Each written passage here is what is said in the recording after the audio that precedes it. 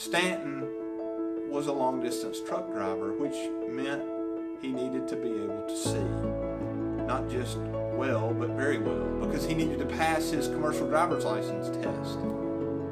So without the CDL, without the truck, meant he no longer had a job. And when Stanton came to us as a referral from the State of Tennessee Vocational Rehabilitation Department, he was at probably the lowest point that Stanton had been.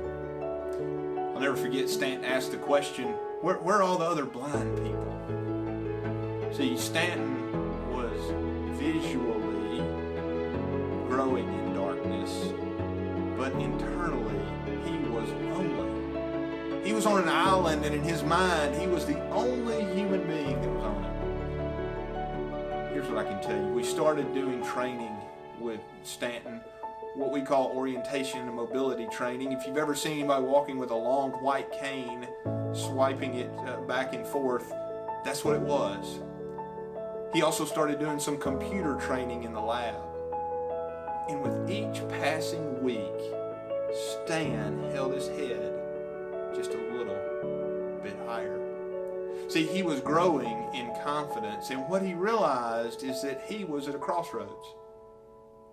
He was either going to have to take the pieces that he had, which didn't involve a truck anymore, didn't involve a commercial driver's license, it involved other things and other skills that he was growing. He was either going to have to put all those back in the box and close the lid and say no to starting over, or he was going to lean into what we all saw in him, and over time he began to see in himself.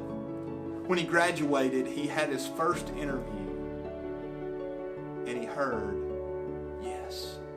He heard, we don't just want somebody, Stanton, we want you. Can you imagine what that made him feel like? The next day, as I'm walking into the office, Stanton is sitting on a bench outside our front office. And I introduced myself. Hey, Stanton, it's Dave. It's good to see you. Good morning. Stanton said, Mr. Dave, you have a success story in me. See, while the light coming through his eyes was growing darker, the light that permeated from him was growing brighter. See, Stanton leaned into what was needed to be successful. Stanton leaned into a hope that somebody else saw in him before he saw it. And now Stanton is a great example of what can happen. But more importantly, what can happen when investments are made, when a future that you can't see for yourself is painted with the help of others.